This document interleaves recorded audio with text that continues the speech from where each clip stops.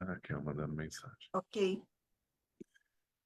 Gente, boa noite mais uma vez. Estamos aqui para a nossa segunda aula do curso de férias do CRE, o tema As Parábolas de Jesus. Hoje estamos aqui diretamente do CRE, eu e Verinha. Semana passada nós vimos um pouquinho sobre as parábolas, que são ensinamentos de Jesus ali camuflados numa historinha, aparentemente sem muito significado, mas quando a gente se debruça sobre aquilo, nós vemos o quanto tem de ensinamento. E hoje Verinha está aqui para trazer a parábola do filho pródigo. Lógico. Vamos para a nossa prece, para a nossa harmonização, e em seguida a Verinha fala sobre essa parábola. Vamos fechar os olhos, nos conectar, primeiramente, ao nosso anjo guardião, ao nosso querido mentor, ao nosso anjo da guarda, este mentor que nos acompanha durante toda a encarnação. Vamos nos ligar aos benfeitores do CRE, essa casa de amparo, de amor, de esclarecimento, de estudo, de aprendizado, de divulgação da doutrina e do Evangelho de Jesus. E pedimos que na noite de hoje os benfeitores possam nos auxiliar a nos debruçarmos sobre o estudo e a compreensão cada vez maior, cada vez mais profunda do Evangelho, de tal forma que possamos internalizar aquilo e praticar aqueles ensinamentos no nosso dia a dia. Que assim seja, graças a Deus. Graças a Deus. Vou compartilhar a tela com vocês para a gente fazer a leitura de harmonização. Acho que chegou. Então, nós temos. O texto é: Antes de servir, retirado do livro Pão Nosso, que é a psicografia de Francisco Cândido Xavier. O texto é de Emmanuel, o Espírito Emmanuel, e é a lição número 4, ou então capítulo número 4. Então, Emmanuel busca no Evangelho de Mateus a seguinte frase de Jesus: Bem como o Filho do Homem não veio para ser servido, mas para servir. E aí vem o texto de Emmanuel. Em companhia do espírito de serviço, estaremos sempre bem guardados. A criação inteira nos reafirma esta verdade com clareza absoluta. Dos reinos inferiores às mais altas esferas, todas as coisas servem a seu tempo. A lei do trabalho, com a divisão e a especialização nas tarefas, prepondera nos mais humildes elementos, nos variados setores da natureza. Essa árvore curará enfermidades, aquela outra produzirá frutos. Há pedras que contribuem na construção do lar, outras existem calçando os caminhos. O Pai forneceu ao Filho, homem, a casa planetária, onde cada objeto se encontra em um lugar próprio, aguardando somente o esforço digno e a palavra de ordem para ensinar à criatura a arte de servir.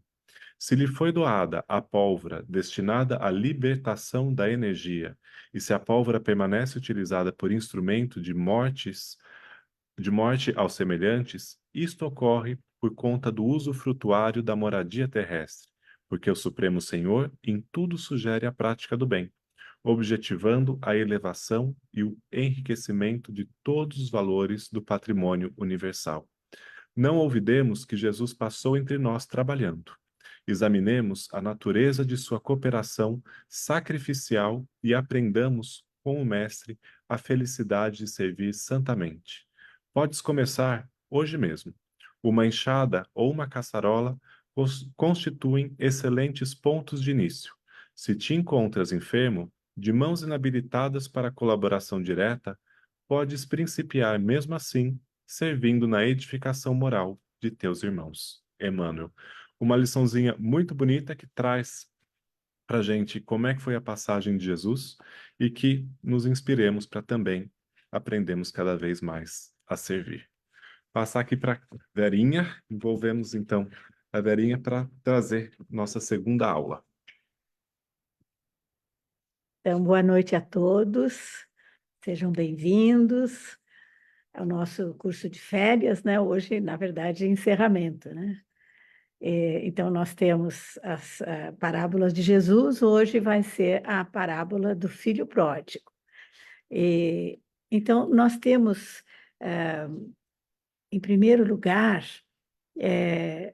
Assim, mais um pouquinho de generalidade sobre as parábolas, né? Nós temos aproximadamente 40 parábolas de Jesus, né? E é o poder do era uma vez, né? Jesus, o grande mestre, que aliás era o título que ele aceitava ser chamado, né, de mestre, e ele era o mestre, né? Ele nos ensinou, nos passou a sua mensagem através do exemplo, através dos diálogos, através dos milagres, né, dos sermões, como o Sermão da Montanha, e das parábolas, como o Marcelo já iniciou na semana passada, né? Que realmente historinhas aparentemente ingênuas, mas envolvendo um ensinamento moral. Muitas vezes de difícil entendimento, mas assim, então, seria contraditório, né? Jesus passar uma parábola, mas e as pessoas não iam entender? Não, era para as pessoas ficarem pensando, né? O nosso grande mestre, ele sabia. Então, se ele passava aquela historinha, aquela era uma vez, e as pessoas, eventualmente, mas o que será que ele quis dizer? Então, iam ficar pensando na historinha, né? E também, como eram historinhas simples, ingênuas, elas sobreviveram no Evangelho sem serem suprimidas, sem serem alteradas, pelo menos, né, a notícia que a gente tem, né? Foram preservadas, né? Então, hoje, né, nós temos, inclusive, histórias terapêuticas, eu vi, né, um conceito aí, grupos de estudos com histórias que, através dos personagens, ajudam a tratamentos, né? Então, é algo bem interessante, né? Pode passar. Então, hoje, então, é a parábola do filho pródigo, que nós vamos contextualizar, né, conforme os costumes da época. Então, para nós, não adianta nós queremos trazer para os nossos dias atuais e achar isso é um absurdo e tal. Vamos tentar nos transportar, não é, para aquela época, para, né, os costumes da época. Isso, inclusive, está no Livro dos Espíritos, na pergunta 627, Kardec nos recomenda isso, que deve ser examinado de acordo com os costumes da época, né? Então, podemos, continuando aqui, onde ela se passa, né? Se passa numa daquelas pequenas aldeias da Galileia, né? Provavelmente em Nazaré. Eram aldeias pequenas, assim, umas 100 famílias que trabalhavam juntos, gregariamente, até por uma questão de segurança, de economia, porque poderiam até, eventualmente, usar mesmos instrumentos, né? E então, essa é a localização da parábola, né? Agora, um detalhe aqui importante é que essa parábola ela está precedida no Evangelho por duas parábolas, a da dracma perdida e a da ovelha perdida.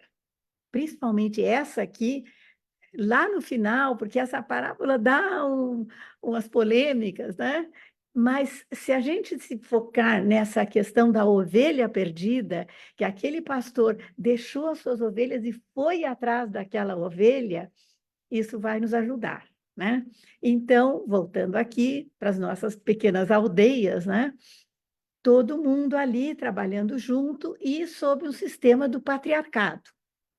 Famílias todas dirigidas pelo pai, figura central e mais importante das famílias, né? E aqui nós vamos ter os nossos personagens. O pai, né? Esse pai, que normalmente era um pai severo, não é? Que dirigia todo mundo, e os dois filhos, né? Nós temos aqui, não é, uma Santíssima Trindade, né, gente? O pai e dois filhos, né? São esses os personagens da parábola. Não tem mãe aqui, gente.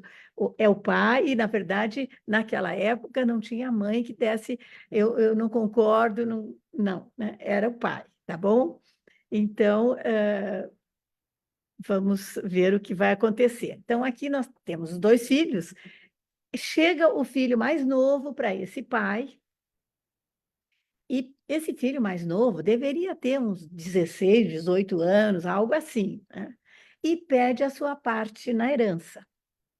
E esse pai, surpreendentemente, né, para ser esse pai severo aí, ele concorda, né? Ele concorda, e aqui é importante, porque em em alguns trechos não está bem claro. Ele faz a divisão entre ele e os dois filhos. Nesse momento, ele faz a divisão, né? E entrega os bens do filho, deveria ser uma parte das terras, alguma coisa assim, para esse jovem, né? E ele então vai ter que vender, vai ter que negociar, provavelmente entre as pessoas da aldeia, porque ele já está promovendo um corte, não é? Saindo da aldeia, né? E ele então deve ter vendido rapidamente ali, e esse pai super compreensivo, né? Que então concordou com tudo, naturalmente se despede e tal, e esse filho parte para a sua trajetória usando o seu livre-arbítrio, né? Esse filho aqui, essa parábola, é também um grande exemplo do uso do livre-arbítrio, né, que nós temos e que nós podemos escolher usar para o bem, para o mal, ou simplesmente, no caso dele, não é que ele escolheu usar para o bem, para o mal. Ele era um jovem, nós estamos comentando, talvez 16, 18 anos, uma coisa assim, inexperiente, né, estava ali trabalhando junto com o pai e vai para o desconhecido, né? Naturalmente sofre, enfrenta tentações, não é? Estava com dinheiro, era jovem, não é? A gente pode imaginar toda a sua trajetória de atitudes inconsequentes, não é? Que ele foi tendo, né? E aí ele chega numa decadência, não é? Rapidamente a seu dinheiro ele dissipa tudo, né? E aqui nós podemos alargar um pouquinho o conceito, não só de ele estar dissipando o dinheiro, não é? Mas a questão do pródigo, né? Que é uma figura jurídica, né? De realmente alguém que está dissipando o seu patrimônio. Mas nós podemos ser pródigos, assim, dissipando o nosso tempo. No caso aqui, ele dissipou o tempo que ele poderia ter passado ainda com seu pai, né? Então, pródigos em dissipar o nosso tempo, a nossa saúde, ele provavelmente também dissipou, né, a saúde, né, e dissipar os nossos talentos. Quantas pessoas têm talentos incríveis e não acabam não trabalhando aquilo, então isso é dissipado, né? E aí o que acontece? Houve uma grande seca, né? E aí, naturalmente, a fome se alastrou, e esse jovem foi pego nesse momento aí, já quase sem dinheiro, e ele então pensou: vou ter que trabalhar. Trabalhar, ah, vou ter que trabalhar assim, não com o seu pai, como era naturalmente, era um trabalho assim, supervisionado, mais tranquilo, né? Ele teve que pedir um emprego. E o que ele conseguiu foi até junto a um proprietário vizinho do seu pai, que muito durão, que lhe deu um trabalho de cuidar dos porcos. Mas nem o alimento dos porcos ele conseguia comer. Então, ele realmente estava numa situação assim, ele comia migalhas, né? É claro, né, nós temos que pensar que as parábolas, como muitas frases de Jesus, têm um certo exagero aqui, né? Mas é para a gente perceber a situação em que ele estava, né? Em que ele se colocou, né? Então, foi tal que a decadência tal, que ele caiu em si. Esse é momento clímax dessa parábola, né? Que ele caiu em si, ele realizou, processou a situação em que ele se colocou, né? É, assim, tô na pior, tô sem dinheiro, tô passando fome, quando os empregados do meu pai estão em situação melhor do que eu estou aqui, né? Então, ele caiu em si e tomou a decisão: eu vou voltar. Muitas pessoas falam assim, uma crítica: ah, claro, ele resolveu voltar e caiu em si porque ele estava nessa pior. É verdade. E nós não podemos, assim, ser tão duros com esse jovem de 16, 18 anos, porque nós, na nossa vida, muitas vezes, para nós resolvermos mudar, resolvermos voltar atrás numa situação, às vezes nós temos que ter caído bastante, né? Então, não é que a gente está tudo tranquilo na vida, ah, vou mudar, não, não vou mais fazer isso e tal. Não é? Geralmente são situações bem difíceis, né? Que nos dão um safanão e eu vou ter que mudar, né? Então, ele então resolve retornar, né? Ele vai, então, retornar, como ele diz, eu vou voltar, eu pequei, né? A parábola usa esse termo que nós no Espiritismo não usamos, pecar, né? Eu pequei contra meu pai e contra a aldeia e contra o irmão, né? Eu então vou voltar, vou pedir perdão ao meu pai e vou dizer para ele que eu vou retornar como um empregado dele. Eu não tenho mais direito de ser o filho dele. Então, é com esse espírito, e aqui é importante, além do cair em si, esse espírito de humildade que ele retorna. Ele retorna assim na pior, né? Então, nós temos agora a grande volta dele, né? Ele, então, isso aqui é muito importante, né?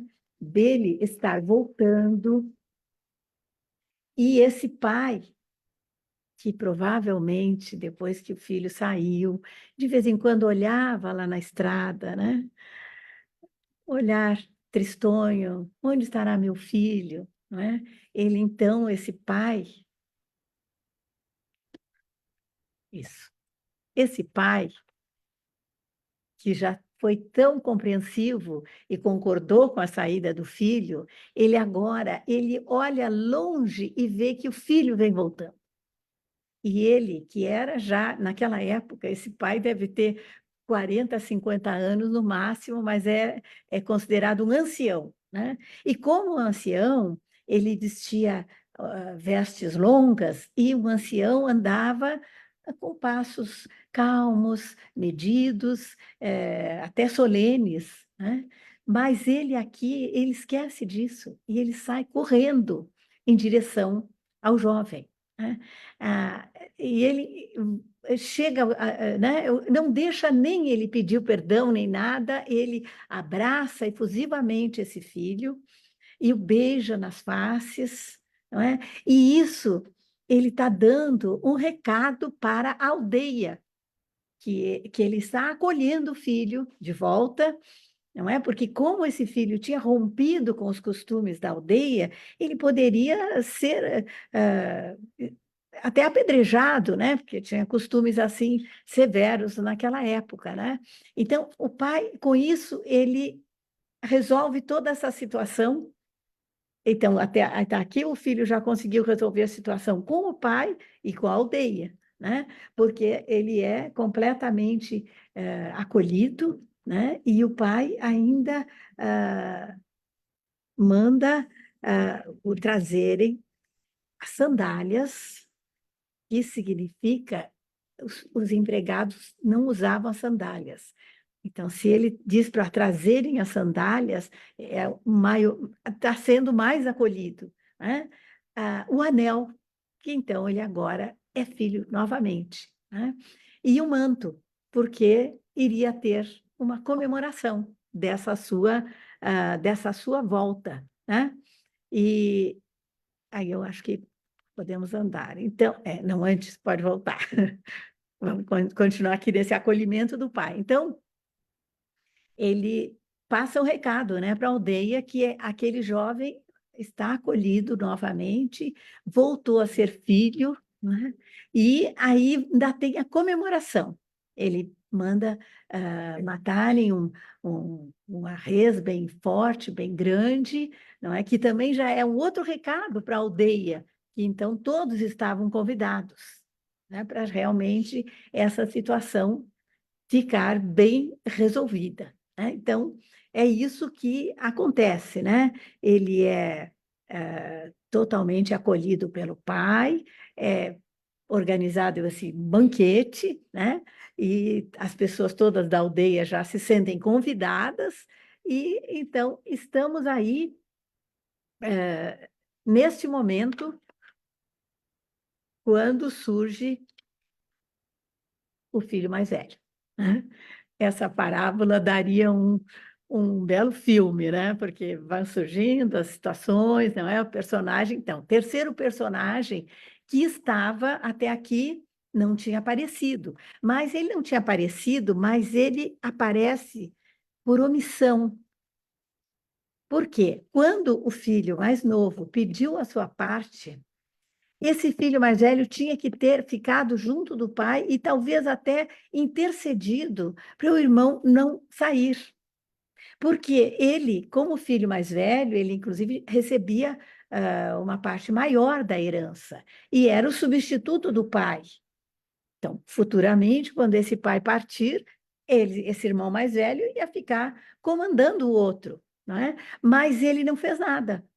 O seu irmão veio, pediu, o pai concordou e ele não se sabe onde é que ele estava, né? Mas, de qualquer forma, ele estava omisso, né? Então, e aí como é que ele surge? Ele surge, ele estava fora, né? Ele estava trabalhando, ele estava fora. Aí ele chega e vê aquela festa. E ele, então, pergunta, né, para os empregados que estavam ali o que estava acontecendo. E eles disseram, não, é o seu irmão que voltou e está sendo feita uma festa de comemoração, né? E aí o que acontece, né? Ele não fica muito satisfeito, né? Esse irmão mais velho não fica, fala a verdade, nada satisfeito com essa essa festa feita para o seu irmão, né? E ele, então, ele vai chegando, mas o pai está lá na festa junto com o filho mais novo, e ele, eu acho que aqui nós podemos seguir. Não, falta. Então, ele chega ali, ele não chama, nem chama o pai de meu pai. Ele chega e diz assim, que ele não entende como que está acontecendo essa festa para o seu irmão mais novo, e ele diz que ele não vai entrar na casa para a festa. Então, a gente vê aqui que ele afrontou o pai, dizendo que não ia participar da festa. Quando ele, além de ter sido omisso lá no início, ele aqui deveria estar junto com o pai, recebendo os convidados, porque ele tinha que ser o braço direito do pai, não é? Mas aqui ele está tendo uma postura que aqui no nosso livro, que a gente usa tanto Palavras de Vida Eterna, a lição 98 tem o título Filho e Censor. Então, ele aqui é justo, injusto, terno e agressivo, companheiro e censor. Deseja o pai somente para si.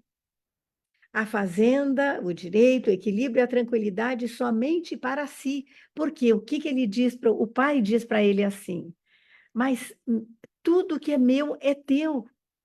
Não é? Porque ele falou que o pai nunca trouxe para ele um bezerro para ele poder festejar com seus amigos, né? E aí a gente vê assim que a posição dele era assim, ele queria festejar com seus amigos, não era que queria festejar com o pai, com outro irmão, ele queria, né, uma festa lá só para ele, né? E o pai então diz isso para ele, mas Meu filho, tudo que é meu é teu. Você sempre esteve aqui ao meu lado e tudo que é meu é teu.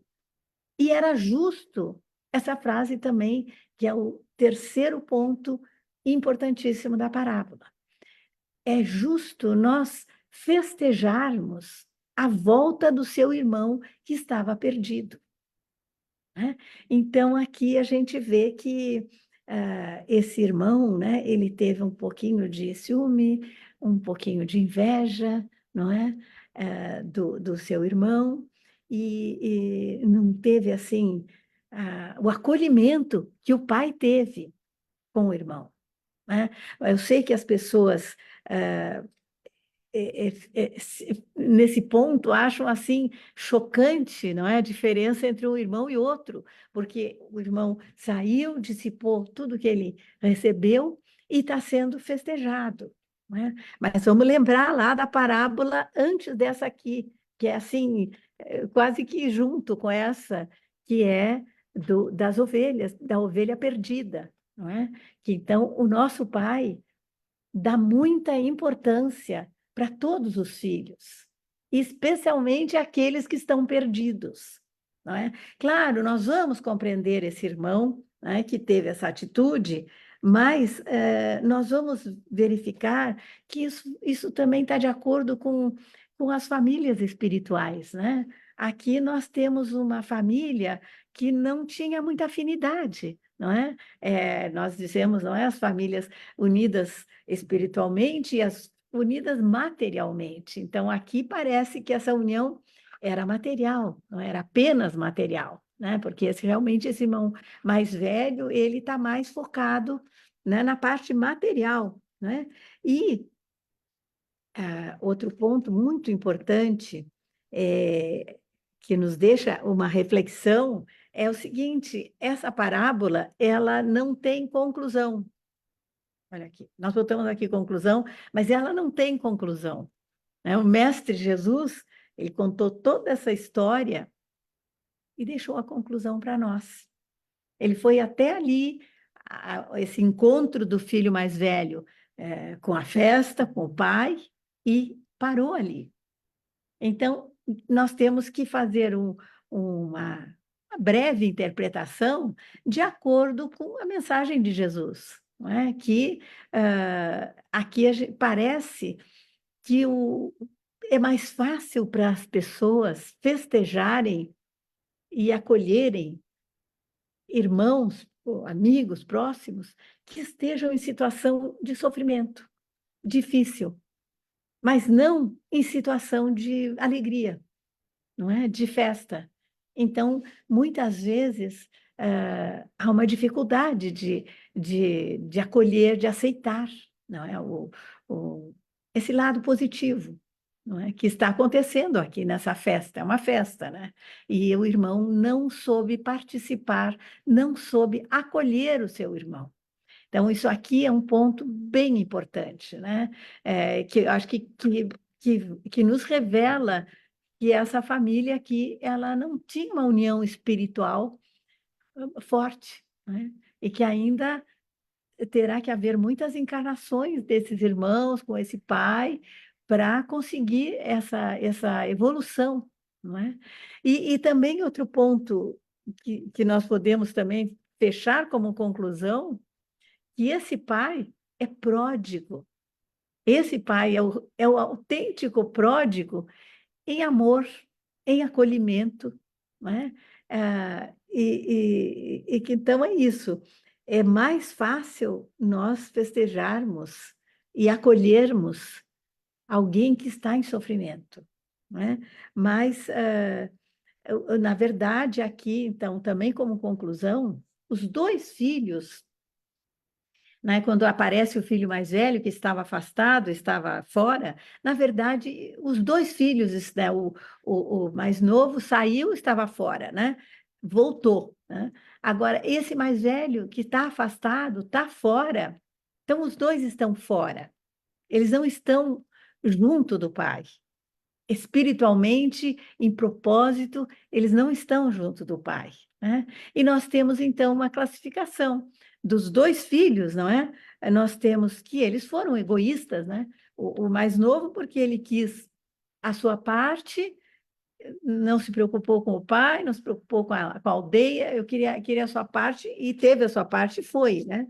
Então, nós temos dois exemplos de egoísmo, não é? E o mais velho mostra isso bem claramente, só que o mais novo é um egoísta audacioso, né? E o mais velho é um egoísta acomodado, que ele estava ali, né, na zona de conforto, ao lado do pai, né? E nós vemos que em muitas passagens das parábolas, inclusive dos talentos, que Jesus quer ação. Então, claro que o filho mais novo tem vários erros que ele cometeu, mas ele teve essa atitude, ele agiu. Agindo, ele errou muito, mas ele também aprendeu, né? E o mais velho, ele está numa atitude acomodada. Então, nós não vamos dizer que preferimos nenhum dos filhos, né? Os dois erraram, né? E as pessoas até perguntam como é que nós nos colocamos particularmente com relação aos dois filhos. Nós podemos dizer que nós, em alguns momentos, nós somos o filho pródigo, em alguns momentos, nós somos o filho mais velho. Devemos aprender com os dois o que não fazer, né? E lembrar que não há faltas irreparáveis.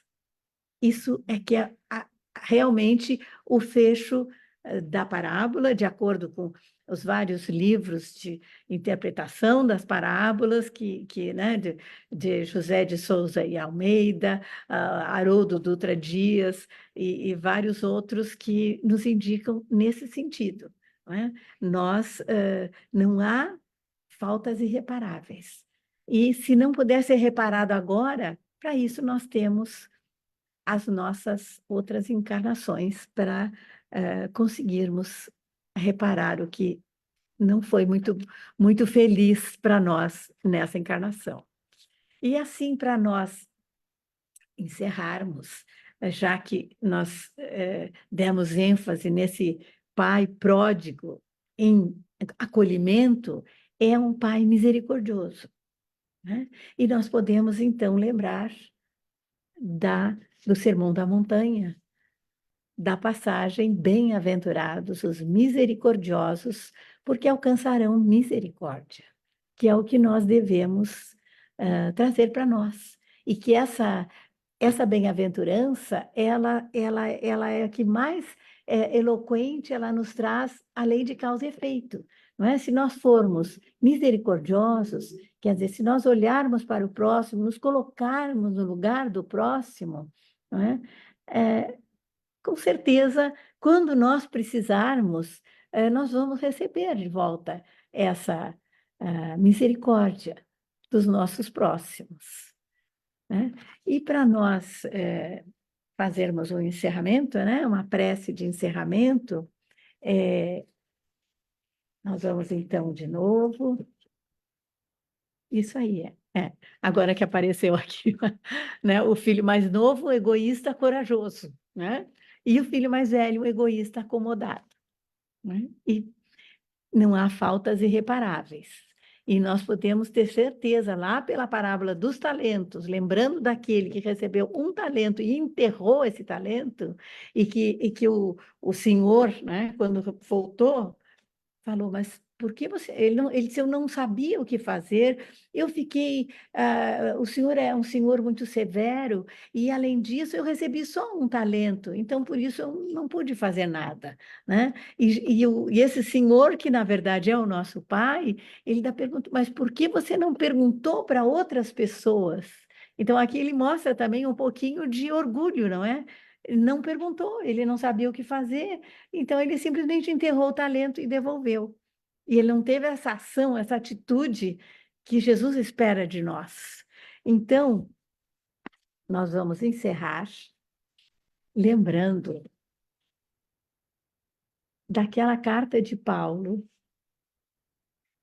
em que aos Coríntios, a primeira carta aos Coríntios, no versículo 13, em que ele diz assim: ainda que eu falasse a língua dos homens e falasse a língua dos anjos, sem amor, eu nada serei.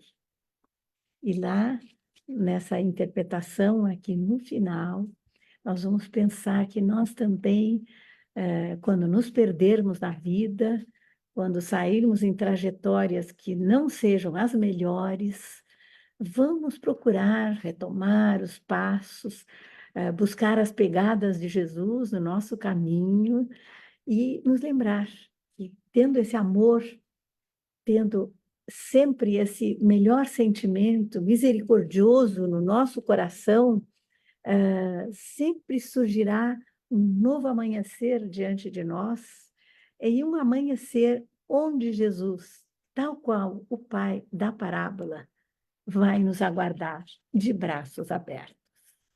Muito obrigada, boa noite a todos. Muito obrigado, obrigado, Belinha. Obrigado, Janaína, que está aí com a parte tecnológica dando todo o suporte. Uma boa noite a todos. Esperamos vocês aqui no CRE, no Evangelho, nos cursos, nas palestras. A casa está de portas abertas. Tchau. Uma boa noite.